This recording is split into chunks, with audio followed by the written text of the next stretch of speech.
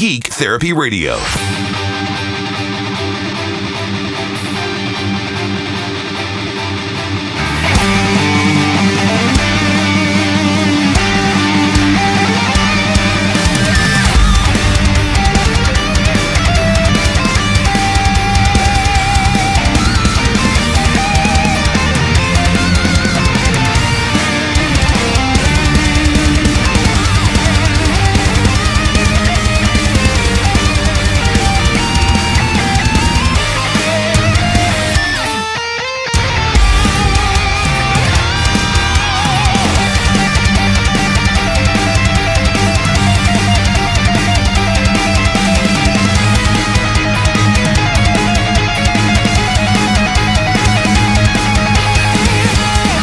Welcome to the Geek Therapy Radio podcast. I'm your mental curator, Johnny Hemberger. Real quick, it's kind of weird how YouTube works. My channel is small and growing. It's just recently crossed over 2,000 subscribers as of last week. It's about to be nearly 2,100 subscribers. It's growing. It's growing at a pace. And again, I know my place in this universe, especially when it comes to the YouTube universe. It's not a big 2 million subscriber channel or anything even remotely approaching that. But it's just funny to me because I remember when it was a 0 subscriber channel not too long ago. A couple years ago, I think I started making videos in earnest and putting them onto YouTube, part and parcel and part of the Geek Therapy Radio universe, basically. And you never know what's going to catch on YouTube. So you put things on YouTube, and I'll just say it like this. There are some things that I put up to be timely because I know that people are searching for it. I call those introduction videos. For instance, several months ago when the Samsung Galaxy Tab S6 was announced, I did a video on the things to consider if you're buying a high-priced Android tablet. That video did really well. I did a video a few weeks ago on the Tesla Cybertruck while sitting inside the DeLorean. And I do other videos occasionally that hit on what people are searching for. Just to be smart with the algorithm and do something that you know people are looking for to get those eyes. And I call those types of videos introduction videos. So that's just introducing me to a brand new audience that wouldn't otherwise have found me, but they'll find me if I do a video on a new product that's coming out, on some hot button issue that's being discussed. So those are the meet and greet videos. That's where people meet me. Most of the other videos are for, hey, now that you're a subscriber to the channel, here's what I'm into. It's still in the tech universe. It's not deceiving or anything like that because I very much care about the Tesla Cybertruck and I very much care about new tablets that are coming out. That is within my wheelhouse of geekdom. But I'm also very interested in what people are not searching for specifically. So I will put effort into a video that I know is not going to get the thousands of views that other things will, like replacing the glass or replacing the plastic screen on old Game Boys with new glass screens. I know that people aren't going to search for it, but stuff like that is near and dear to my heart. So I'll upload videos like that because I want to make them. I want to make all the videos, but I upload it. That's a better way to put this. I'm going to upload them anyways, knowing that they won't get thousands of views. Just as much as I'll upload a video that I know will get thousands of views. So the reason I'm saying all that is I've got a video on there that for the size of my channel, for my little operation with just over 2,000 subs, I've got a video that has been growing, that has been getting about 2,000 views a day all of a sudden over the past week or so. I put out a video back in June titled, "Is the PSP Worth It in 2019?" And part of that experiment was that I know that Is It Worth It videos are popular. So I said, I'm going to try this popular title with something that I am a geek about, and that is PSP and my modded PSP. is a PSP worth it in 2019? So I put that up back in June. And here's the point to this little anecdote. I put that video up in June, and like most videos, especially with a small channel, it just sits there and it piddles along, a couple of views here and there. It bursts up to, gets like 200 views or something like that. And I think in my head with my little channel, that's pretty good. A few hundred views, that's all right. That's all I can expect. And it piddles along and piddles along and piddles along. And then all of a sudden, you never know when it's going to happen, and you never know what video it's going to happen with, but the interest in it ramps up, and it's like a snowball effect. So my video went from, I think last week it was single digit thousands of views. Maybe I had like 6,000 views on that video, and I thought, okay, that video is doing pretty well. It's got 6,000 or 7,000 views over the past several months, and then all of a sudden the past week, it's getting over like 20,000 views in the last week, getting 2,000 views a day as of recording this video right now, or thereabouts 2,000 views a day. Let me check it right now.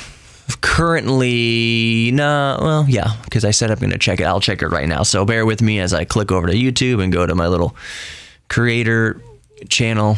Oh, I've got a new message. Is this something toxic? No, it's just some guy saying true. Okay. Anyways, YouTube Studio, let's see how good that PSP video is doing in the blast. Let's go over to the analytics. And the top videos in the last 28 days, of course, it's that PSP video I'm talking about. Last 28 days, I've gotten, okay, well, my estimations were off. Well, actually, I don't know what's off, because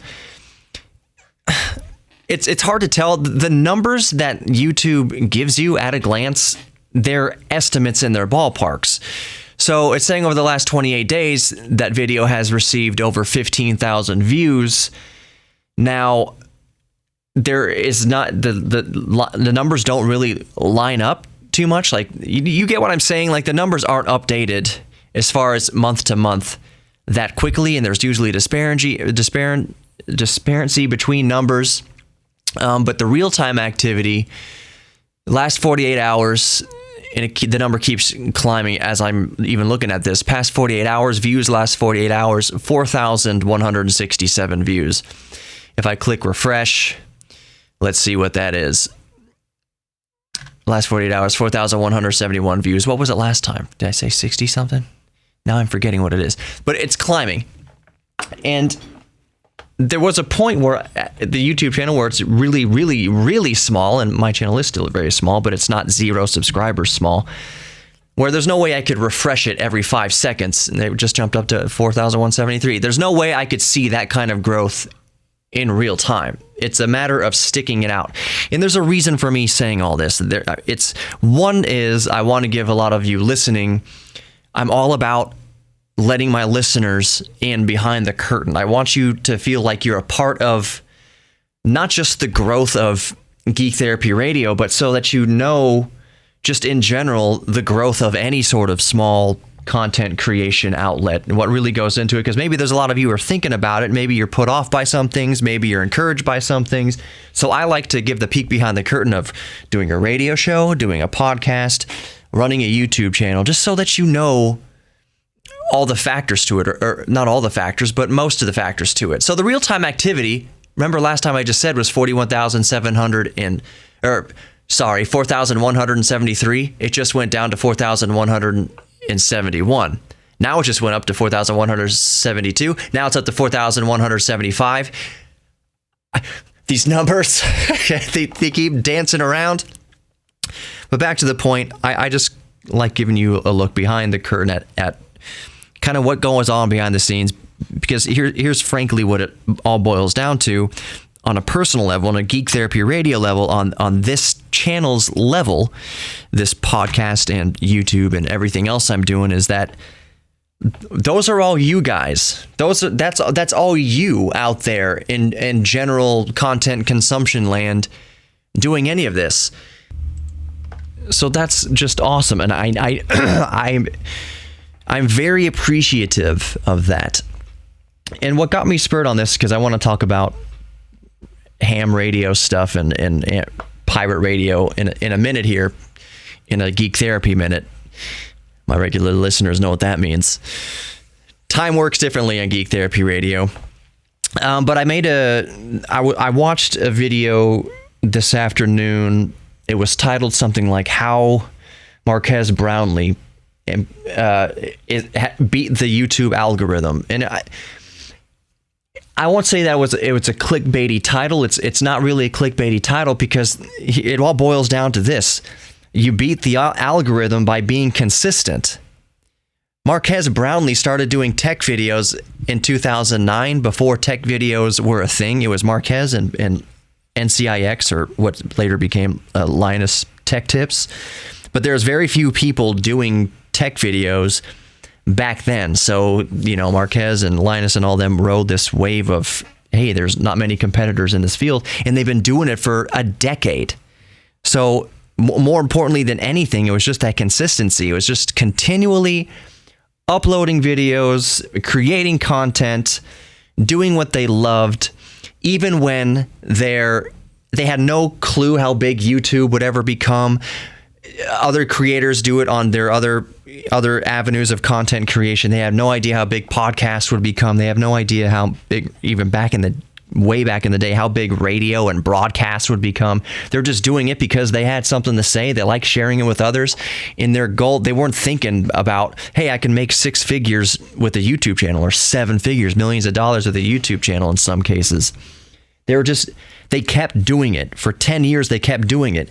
And interestingly enough, with Marques Brownlee, and I think I will insert the audio here, the biggest difference, well, it's not a big difference. The key to his success is that even though he's about to cross over 10 million subscribers on YouTube, that his focus isn't in making a lot of money. Like, I'm sure he likes making money, he likes making a living for sure. But when asked, his focus wasn't on how do you keep building the channel, how do you keep making more money with it. His focus was that he's just constantly thinking about how to make videos better, how to paint a better picture with the videos, how to tell a better story with the videos. Even though the videos are about tech, sometimes about cars, about whatever, he's just always thinking about how can I be more creative with it. So let's listen to his response right here real quick. Okay. I'm still on that quest of production. Like, I know my videos can be better. Like, there's still always a gap between like a great YouTube video and a movie. Of course, like everyone can tell a YouTube video from a movie and everything, but like ideally that like seamless like production where I can tell the story I want, show what I want to show, and not have any barriers in the way as far as production, that would be ideal. That's probably my biggest challenge. The man has everything, and all he's concerned about, the only thing that keeps him up at night, is how he can make his videos more realistic. Overly realistic, but to the point where like if you look at this video on your screen, you'll feel the closest to actually holding it in real life. Like, that's the goal. That clip is coming from a YouTuber who I'll link below. His name is Jake Tran. He's got about 18,000 subs right now, but his content is always improving, and that's kind of the point. And that's the point with Geek Therapy Radio. That's the point of whatever I'm putting my hand to as well. And that's something I think a lot of established creators, no matter what your medium is, and when I say creator right now, I don't just mean YouTube creator or podcast creator. I'm talking musicians, sculptors, artists, designers, engineers. It seems like the common thread between all of them. Why is my computer screaming at me in the background? The fans are too hot, running too fast. The common thread behind all those successful creative types, no matter what the medium is that they never seem to be doing it for the money. I mean, they obviously welcome whatever success comes to them. But I used to tell people back when I was more heavily involved in producing music and recording albums for people and trying to give if they asked for it, kind of advice and whatever. So I would have, and this was more prevalent, I'll just admit, in the hip hop community. I used to work with a lot of guys making hip hop, and they would come in, most of them, and say, man, I want to sound like 50 Cent. I want to sound like Dr. Dre. I want to sound like Snoop, whatever. I want to sound like Eminem. I want to sound like somebody else. That was my takeaway, is they want to sound like somebody else. And I just would tell them, like, dude, can I give you just my opinion here? And they were always talking about how much money they'd be making and how many clubs they'd be playing, and they want their music playing in the clubs and all this. They want the Rolls Royce and the Bentleys and the Lambos and everything like that. But they wanted to sound like 50. They wanted to sound like Eminem. They wanted to sound like Dre. They wanted to sound like Snoop. And I'm like, dude, look, we've been working together for a little while now. I like to call you kind of a friend, if I may. I'm not going to make you sound like 50. I'm not going to make you sound like Snoop. I'm not trying to make you sound like Dre or Eminem or any established artist in the game right now, because they have that market cornered. 50 has the 50 market cornered. Snoop Dogg has Snoop Dogg market cornered. They sound like them. Dre sounds like Dre. Snoop has Snoop covered. Dre has Dre covered. I want to know what you sound like. We are trying to present to the world your brand, your story, what is important to you, your flavor, your hype, your character, whatever it is. That's what I'm trying to get out of you right now is you. You will never make it if you're trying to sound like 50. You have a better chance of making it if you want to sound like you. Tommy, or whatever your name is. Don't be Dre, Tommy. Tommy, you be Tommy. And I promise you'll have a better shot of that. 2, if you're trying to do this to make money, let me be a little bit of as my father used to tell me, here are the realities. The realities are that if you're trying to do something, especially creative, just to make money, odds are it's not going to work, especially if it's a medium like art or music or podcasts or YouTube or whatever. If you get into it to try to emulate somebody else so that you can make money, you will fail before you start. Guaranteed. Promise you, if it's dollar signs in your eyes, you're going to fail.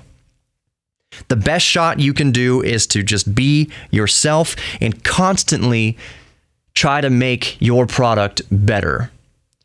You can stay yourself, you can be true to yourself the whole way through, but try to make the content you create better. That's the common thread behind successful people. Marques Brownlee was not trying to copy Linus Sebastian. Linus Sebastian wasn't trying to copy Marques Brownlee or any of the other creators in the YouTube space. I don't even remember what it was like in 2009 on YouTube. Who was popular on YouTube? It was music videos and cats and whatever. But the point remains that they are true to themselves. Another thing that I believe, and that is true, if we can talk about YouTube for a moment, and by proxy podcast, any kind of creative work, it may be the content of whatever you're creating that gets the first date. So let's say you put up a video about the newest iPhone. That's going to get eyeballs because people are going to be searching for videos or podcasts about the newest iPhone. If when they get to you, what's going to make them click the subscribe button or subscribe to your podcast or listen to the next podcast or watch your next video isn't going to be the content you create. It's going to be that they've subscribed to you. When your favorite content creator puts out a new podcast, when your favorite content creator puts out a new YouTube video, do you eagerly watch it because you care first and foremost about what they are talking about, or the simple fact that it's them, somebody you're familiar with, putting out something new? That's how channels grow. That's how podcasts grow. That's how these these content outlets grow, is because I know that when I see, I'll bring it back to Geek Therapy. I know that when I check the metrics and I see X amount of listeners every single day. There's always a base amount of listeners every single day that I put these podcasts out. I know that every single day, those every single day listeners, you are not just listening to me every single day because of my content specifically. You're sticking with me because for some reason, and I appreciate this, you like what I'm doing. I have become familiar to you. So when I put out a new episode each day, it's kind of like, oh, Johnny put out a new episode. It's kind of, let's see what Johnny has to say. But you're subscribing to me, basically. It's and I appreciate that because it's the same way like used to appreciate getting phone calls from your own friend.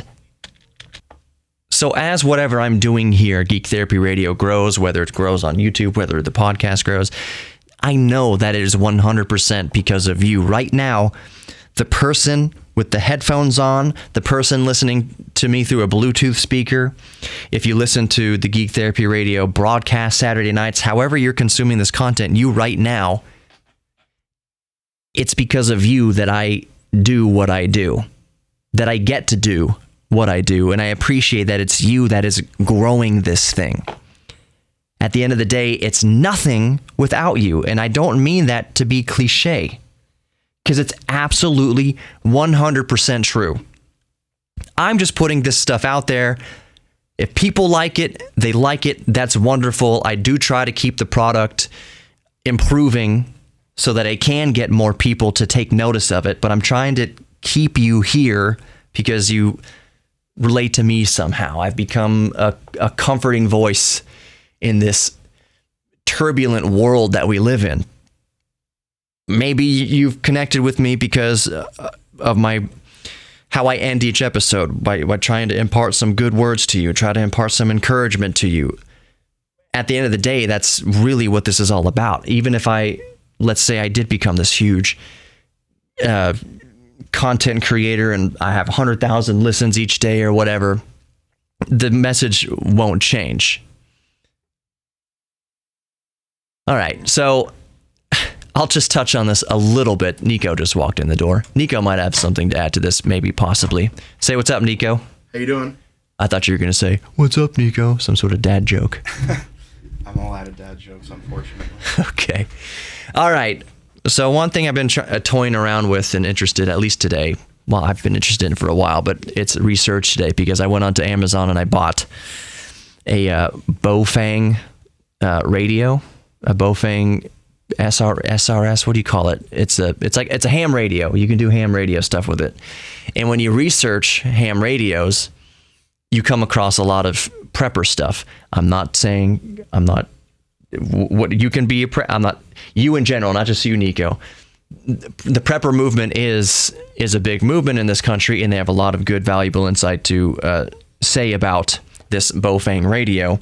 And that just got me down this rabbit trail of radios. And do you need a ham license to use this radio and everything? Or do you need a license to use ham radio? And that's kind of a mixed bag of worms in that. Yes, you do technically need it. Do people always get a license before they start broadcasting on ham radio? Not always. There are some gatekeepers who try to keep the hobby pure. But yeah, it's not always, you don't always need you do need a license. People don't always use the license. So I wanted to go over a few quick things here on the way out. Just I put into Google researching what you need to get a ham radio license.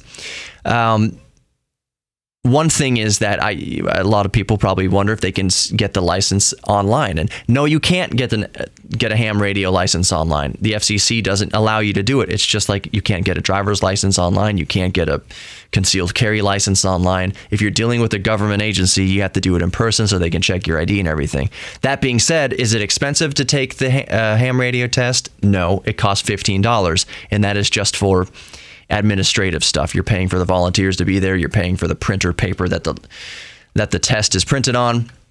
The ham radio test is usually 35 questions, but it's drawn from a pool of about 423 questions.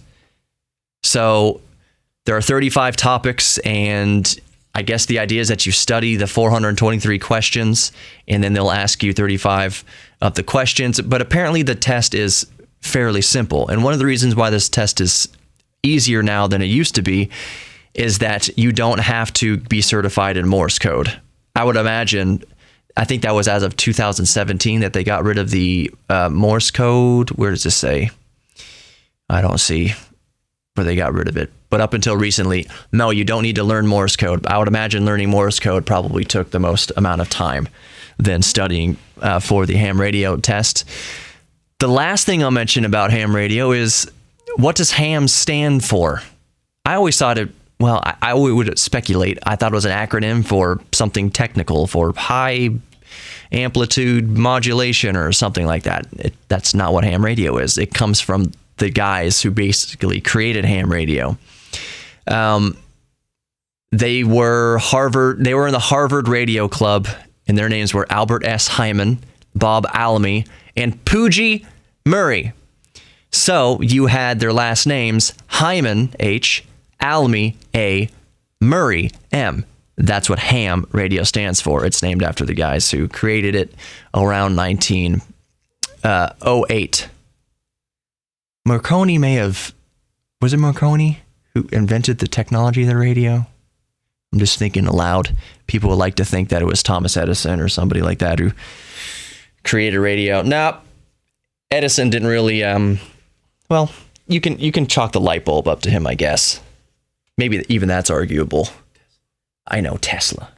Nico's whispering Tesla. I know. Tesla was basically the guy working under Edison. Then Edison was stealing all of his stuff and saying, hey, look what I made. And Tesla had too much.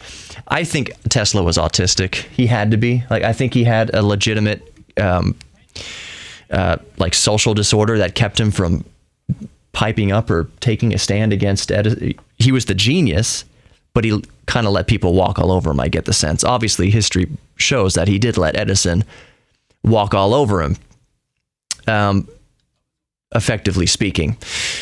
Anyways, that's going to do it for the Geek Therapy Radio podcast tonight. I hope you guys enjoyed it. My, what am I running on now? My 20 minutes or so letting you behind the curtain of what's going on here at Geek Therapy Radio, and then a few minutes of actual ham radio geek stuff. So I'm excited to get the radio. I'm going to get the ham license so that I'm not doing anything illegal. I would love to get on the ham radio and see if I can find people to come on there and record like segments for the radio show or podcast. That'd be pretty cool. I wouldn't broadcast it over ham radio. Darn sure that's illegal. But I could contact people through ham radio and then use the audio for a broadcast with everyone's consent. I'm sure that's just fine. Either way, get my license, keep it all above board. I'm ranting about ham radio stuff now. So be good to yourself and others. Know that we're all geeks about something, so embrace your inner geek. You are worthy of love. You are loved. I promise you, you are, and you're worthy of your own self-respect. Keep working on that idea day by day, and you'll chip away at it. And before you know it, over enough period of time, you'll be cool with yourself. And that is 99% of the battle. So until tomorrow, take care.